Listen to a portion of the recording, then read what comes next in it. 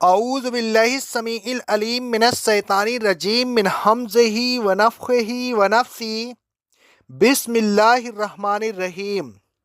سورہ المائدہ کی آیت نمبر 91 اور 92 میں اللہ تبارک و تعالیٰ نے نسخ کے متعلق، فال نکالنے کے متعلق اور غیر اللہ کے آستانے پہ جانے کے متعلق بیان فرمایا ہے۔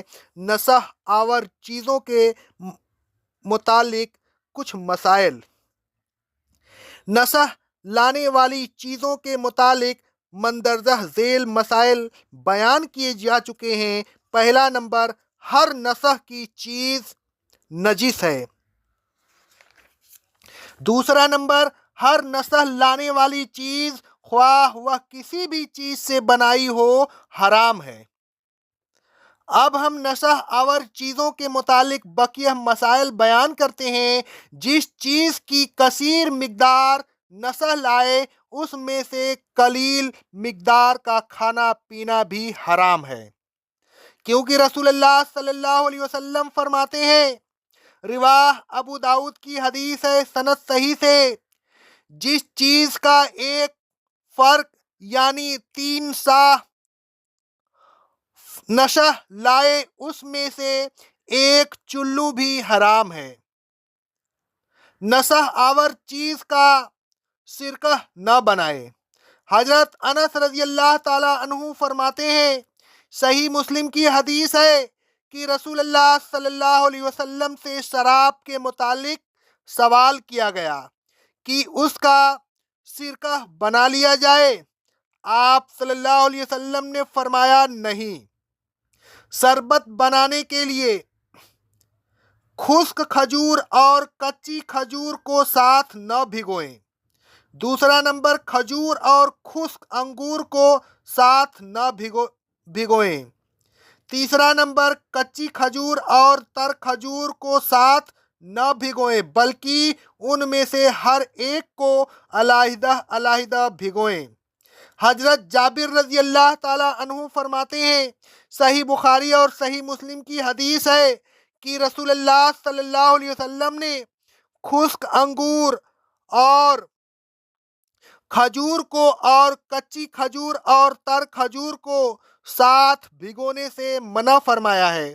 حضرت ابو قتادہ رضی اللہ تعالی عنہ کہتے ہیں، صحیح بخاری کی حدیث ہے، نبی کریم صلی اللہ علیہ وسلم نے پکی اور کچی کھجور کو اور خشک کھجور اور خشک انگور کو ملا کر بھگونے سے منع فرمایا ہے، ان میں سے ہر ایک کو علیحدہ علیحدہ بھگویا جائے۔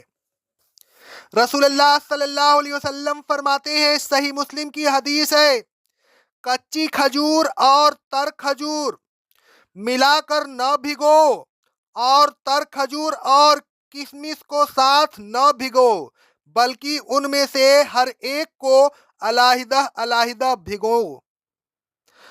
اگر خشک انگور کو بھگو کر شربت بنائیں تو اسے تیسرے دن کی شام تک پئیں اور پلائیں، اس کے بعد اسے پھینک دیں۔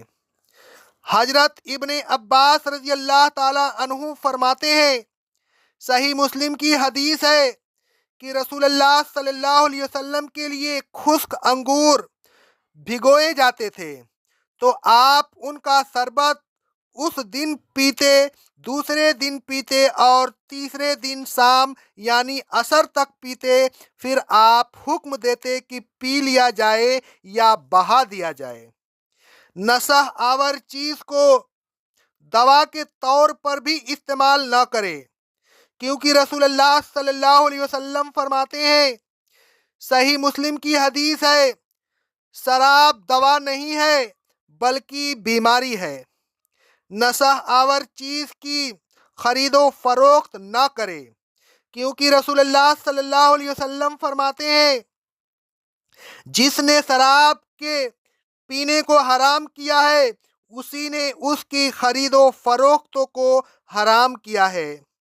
نسخ آور چیز کے بنانے میں کسی قسم کا تعاون نہ کریں، क्योंकि रसूल अल्लाह सल्लल्लाहु अलैहि वसल्लम फरमाते हैं, इब्न माजा की हदीस है सनद सही से, शराब पर 10 वजहों से लानत की गई है, उस पर, उसके निचोड़ने वाले पर, जिसके लिए निचोड़ी जाए, उस पर, उसके बेचने वाले पर, उसके खरीदने वाले पर, उसके उठाने वाले पर, जिसके लिए ले जाई जाए, उस पर, उसकी कीमत खाने वाले पर, उसके पीने वाले पर और उसके पिलाने वाले पर।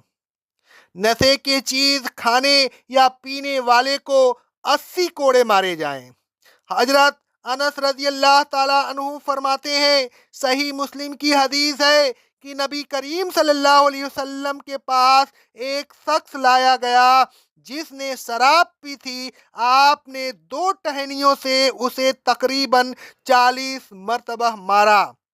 40 मरतबा 2 टहनियों का मारना 80 टहनियां होती हैं।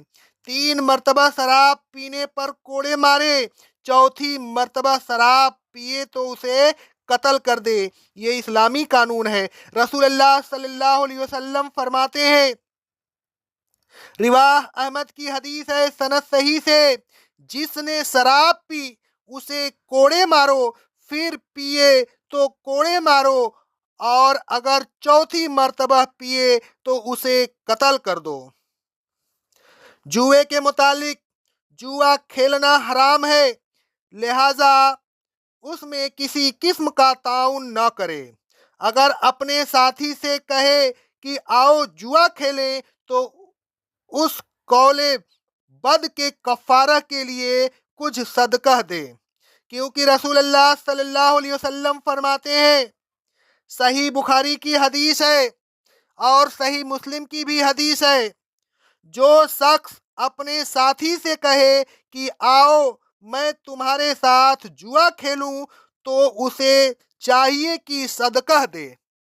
घोड़ दौड़ में अपने घोड़े को उस हाल में शामिल ना करे कि उसके जीतने का यकीन हो, ऐसा करना जुआ है। यानी अगर मुकाबला बराबर का ना हो तो अपने घोड़े को घोड़ दौड़ में शामिल ना करे। रसूल अल्लाह सल्लल्लाहु अलैहि वसल्लम फरमाते हैं, रिवाह अबू दाऊद की हदीस है सनद सही से, जो शख्स 2 घोड़ों के दरमियान अपना घोड़ा दाखिल करे और वह पीछे रह जाने से मामून न हो, तो ऐसा करना जुआ नहीं है, बल्कि जो शख्स अपने घोड़े को 2 घोड़ों के दरमियान दाखिल करे और वह पीछे रह जाने से मामून हो, यानी उसका हारना नामुमकिन हो, तो ऐसा करना जुआ है। अब आस्ताने के जाने के मुतालिक, गैरुल्लाह के आस्थानों पर कुर्बानी करना, नजरो नियाज करना और मिन्नतें मानना, यह सब शिर्क है। फाल निकालना भी हराम है। गैब की खबरें मालूम करने की कोशिश नाजायज है। फाल से आइंदा की खबरें मालूम करना सिर्फ वहम है, हकीकत कुछ नहीं।